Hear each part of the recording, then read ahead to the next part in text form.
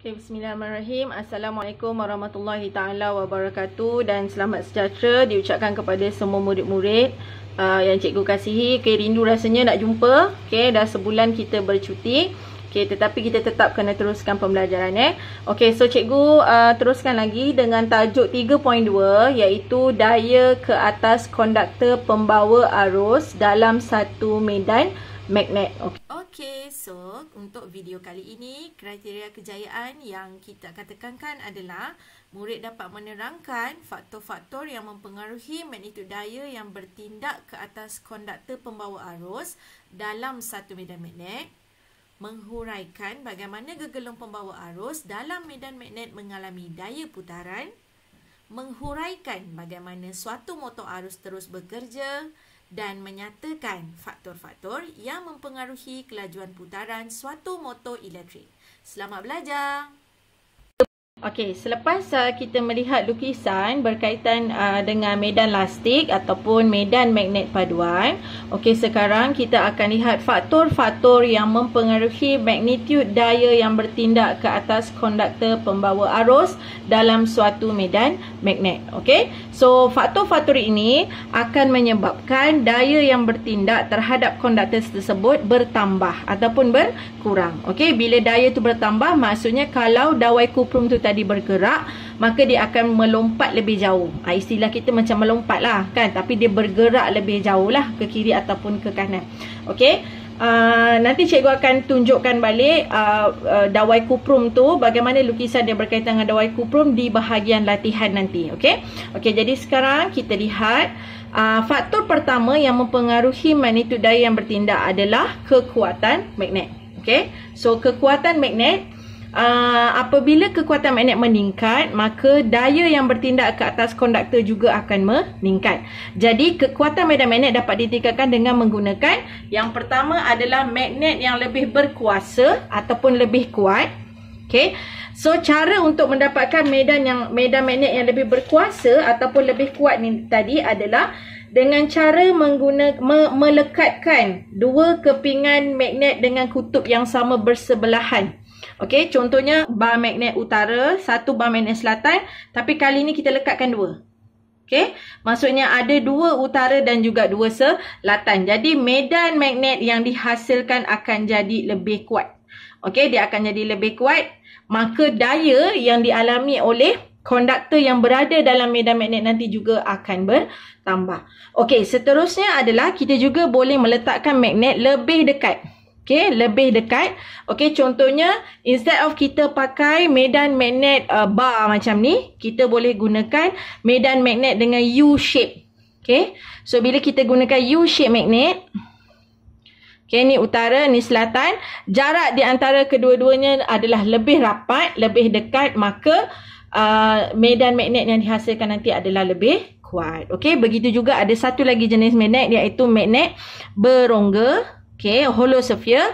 Okey, so ini adalah bahagian utara dan ini adalah bahagian selatan. Okey, jadi bila macam gini, dia punya medan magnet akan concentrate. Dia akan concentrate dekat tengah lah. Okey, so medan magnet dia akan jadi lebih kuat. Okey, itu untuk kekuatan magnet. Okey, yang kedua adalah magnitude arus. Okey, so apabila arus yang mengalir melalui konduktor, yang ini pada konduktor, okey, konduktor pembawa arus. So apabila magnitud arus yang mengalir melalui konduktor bertambah, maka daya yang bertindak ke atasnya juga akan bertambah. Okey, jadi ada beberapa cara untuk kita meningkatkan arus. Jadi fokus kepada mengurangkan rintangan. Okey, untuk kurangkan rintangan. So cara untuk mengurangkan rintangan konduktor, yang pertama guna konduktor lebih tebal. Okey, maka rintangannya berkurang. Dan juga menggunakan konduktor yang lebih pendek, maka rintangannya pun akan berkurang. Okey, so satu lagi cara adalah dengan meningkatkan DGE bekalan kuasa. So kalau macam dekat sekolah, instead of pakai satu bateri, kita pakailah dua bateri ke tiga bateri ke, maka arus yang mengalir itu akan jadi lebih besar. Okey, okey, baiklah. Jadi cikgu nak tunjukkan, okey, aplikasi. Okey, aplikasi kesan putaran. Tadi kita ada lihat tentang turning force. Kan tadi cikgu ada cakap tadi daya putaran. Okey, jadi apabila daya putaran dihasilkan, maka gegelung yang berada di dalam medan magnet kekal akan berpusing, akan berputar. Okey, berputar mengikut arah jam ataupun melawan arah jam. Kalau dalam kes ni, okey, satu ke atas, satu ke bawah, mengikut arah jam lah. Ya, dia akan mengikut arah jam. Okey, jadi kesan memutar yang dihasilkan boleh ditingkatkan. Okey, ini pun satu cara ya. Dengan meningkatkan yang pertama bilangan lilitan gegelung. Okey, tadi cikgu ada tunjukkan lukisan. Okey, kalau masih ingat tadi cikgu ada tunjukkan lukisan ni. Ni ingat deh, lukisan ni tadi kan. So, instead of kita pakai satu, kita akan doublekan gegelung ni. Kita akan doublekan gegelung, kita akan pakai ni dah ni kita doublekan lagi kat sini. Okey, Allah. Okey, kita doublekan. So, ini kita boleh tambahkan lagi laju ataupun magnitude daya yang terhasil. Okey? Antara kutub utara dan kutub selatan. Okey, seterusnya kita juga boleh meningkatkan kesan putaran ataupun daya putaran dengan meningkatkan saiz arus. Okey, ni pun sama juga macam tadi yang mana kita gunakan gegelung dengan ketebalan yang besar. Okey, kemudian kita pendekkan gegelung dan sebagainya lah yang macam kat atas tadi. Okey, dan kemudian yang terakhir adalah keluasan gegelung. Okey, jadi apabila keluasan gegelung tu berkurang, maka daya yang dihasilkan tu akan jadi lebih besar sebab dia refer balik kepada saiz arus. Okey, jadi kita lihat kepada aplikasi daya putaran itu kepada motor arus terus. Okey, so ini sangat penting untuk awak tahu dan awak faham. So perhatikan betul-betul, kita akan melihat aplikasi motor arus terus. Okey, so motor arus terus ni sebenarnya aplikasinya awak boleh dapat contohnya seperti kipas. Okey, kipas, putaran kipas. Okey, so kalau perasan kita ada tekan button kan, 1, 2, 3 kan. So bila kita tekan button tu 1, kipas tu akan berputar perlahan. Kalau kita tekan 2, kipas tu akan berputar lebih laju. So bila kita letak 1, 2 dan 3 tu, itu refer kepada kuantiti arus yang kita tetapkan untuk kipas tu berputar. So kipas tu adalah salah satu daripada aplikasi penggunaan motor arus terus. So silakan cikgu nak terangkan bagaimana motor arus terus ni berfungsi menggunakan daya putaran. Okey, kita akan melihat motor arus terus. Okey, kita lihat dahulu bahagian-bahagian penting di dalam motor arus terus. Okey, perhatikan gambar. Okey, so yang pertama sekali kita ada medan magnet kekal. Okey, medan magnet kekal yang terdiri daripada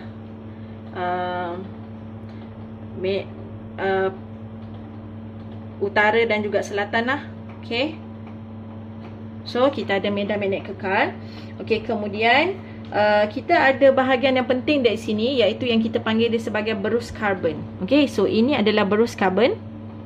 Okey, ini adalah berus karbon. Cikgu nak minta nanti awak tolong labelkan di dalam modul awak. Okey, kemudian kita ada berus karbon ni, berus karbon fungsinya adalah untuk memastikan sentuhan berterusan terhadap komutator. Okey, berus karbon ni dia tidak melekat dengan komutator ni. So dia dekat sini sebenarnya dia ada satu spring. Okey, dekat sini sebenarnya ada satu spring yang mana spring tu akan sentiasa menolak berus karbon tu supaya sentiasa menyentuh dengan komutator. Okey, so ini namanya komutator. So komutator ni fungsinya adalah untuk mengubah arah aliran arus setiap separuh kitaran. Okey. Okey, cikgu tuliskan kat sini, mengubah arah aliran arus setiap separuh kitaran. Okey, nanti cikgu terangkan macam mana benda ni berfungsi. Okey, so kalau awak perhatikan daripada gambar, okey, awak dapati bahawa awak boleh nampak bahawa gegelung ni, okey, dia akan bersambung dengan komutator ni di bahagian kiri. Okey, kemudian dia akan sambung dengan komutator yang sama bahagian kanan. Okey, di antara dua ni ada celah. Okey, ada celah yang mana apabila gegelung ni berpusing, okey, katalah gegelung ni berpusing mengikut arah jam. So bila dia berputar, okey, maka nanti dalam keadaan menegak, awak akan dapati bahawa berus karbon ni akan bersentuh dengan bahagian yang tak ada ni, yang renggang ni. Okey. Jadi kat situ nanti ada impact dia. Okey, tak apa. Nanti tu cikgu akan terangkan dengan lebih lanjut. Kita tengok bahagian dia dahulu. Okey. Dan kemudian kita ada gegelung lah. Okey, gegelung dawai. Dan juga bateri. Bateri sebagai power supply. Okey, power supply. Okey, sekarang kita lihat bagaimana motor arus terus berfungsi. Okey, apabila arus mengalir, apabila arus mengalir melalui gegelung, okey, kita akan lihat bahawa bahagian gegelung sebelah kanan arusnya adalah keluar, okey, dan kemudian pada gegelung sebelah kiri atau bahagian kiri gegelung arusnya masuk ke dalam. Okey, jadi menggunakan aturan tangan kiri Fleming. Okey, menggunakan aturan tangan kiri Fleming. Ingat lagi father, mother, child. Okey. So, awak keluarkan child dulu sebab kita akan lihat arus. So, arusnya ke depan. Okey. Ataupun arusnya keluar. Okey, medan magnetnya. Okey, medan magnetnya ke kanan. Daripada utara ke selatan. Utara ke selatan. Okey, jadi kita dapati dayanya ke bawah. Ya. Ni untuk sebelah kanan. Okey, arusnya keluar ataupun menjauhi kita. Medan magnet utara ke selatan. Jadi dayanya ke bawah. So awak akan dapati gegelung ni daya ke bawah. Okey, sebelah kanan. Sebelah kiri, okey, arus keluar. Medan magnet utara ke selatan. So awak akan nampak dayanya ke atas. Okey, awak tengok dayanya akan jadi ke atas. Okey, boleh nampak tak? Tu. Okey. So, yang ini adalah arus yang keluar. Okey. Kemudian ni adalah medan magnet. Okey. Dan ini arusnya ke atas. Okey. So, awak akan nampak bahawa sebelah kiri akan naik dan sebelah kanan akan turun. Menyebabkan motor tu berputar mengikut arah jam. Ini namanya mengikut arah jam. Okey. So, bila dia dah berputar. Okey, kita lihat keadaan di sini. Okey. Selepas dia dah berputar, so commutator ni akan mengikut juga gegelung ni ikut berputar. Dia berputar mengikut arah jam tadi. Okey, sekarang daripada keadaan horizontal ni ataupun dalam keadaan baring macam ni, dia akan tukar jadi arah menegak. Okey, kedudukan 90 darjah ataupun dia akan berada dalam kedudukan menegak. Okey, pada ketika ini berus karbon didapati tidak menyentuh commutator. Okey. So, apabila berus karbon tidak menyentuh commutator, maka tiada arus mengalir. Alright. So, bila tiada arus mengalir, maka daya putaran itu tidak wujud. Okey. Tetapi kenapa gegelung terus berputar? Gegelung berputar disebabkan oleh inersia gegelung tersebut. Okey, yang mana dia dah bergerak, dia akan cenderung untuk teruskan gerakan dia sehingga dia bertemu dengan kedudukan horizontal semula. Okey. Okey, tapi kali ni commutator tu dah berubah. Okey, tengok kat sini. Okey, katalah cikgu buat commutator sebelah kiri ni warna hijau. Okey. So, sebelah kanan ni warna putih So, bila dia dah berputar mengikut arah jam, awak dapati yang atas ni hijau. Okey, bawah ni putih. Okey, dia sambung berputar. So, maksudnya awak akan dapati sebelah kiri. Yang hijau sekarang dah duduk sebelah kiri. Okey. Yang putih dah jadi sebelah kanan. Okey. Yang tadi kita lihat, arus tu masuk. Okey, yang ni. Arus masuk sebelah warna putih dan keluar dekat warna hijau. Okey, tetapi untuk cycle yang kedua, arus masuk dekat warna hijau dan keluar dekat warna putih. Tetapi arah arus pada gegelung tetap sama. Itulah tadi yang dimaksudkan dengan fungsi commutator, iaitu dia mengubah arah aliran arus setiap separuh kitaran. Okey, jadi kita nak arus yang mengalir dekat gegelung tu sentiasa sama. Okay, kenapa? Sebab kita nak gegelung tu berputar pada arah yang sama. Kalau kes kipas tadi, kan, awak sekejap arus ni masuk, sekejap arus ni keluar, nanti kipas tu sekejap berpusing arah sini, lepas tu berpusing arah sini, berpusing arah sini, berpusing arah sini. Okay, jadi kipas tak betul lah, ya.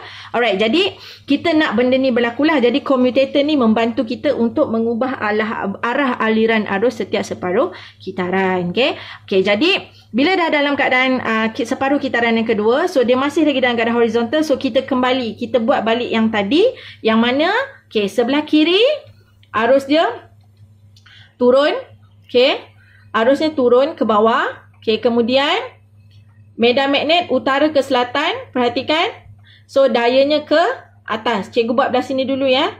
Okey, so yang ini dayanya ke atas. Okey, minta maaf. So ini arus keluar medan magnet utara ke selatan. So dayanya ke atas. Okey.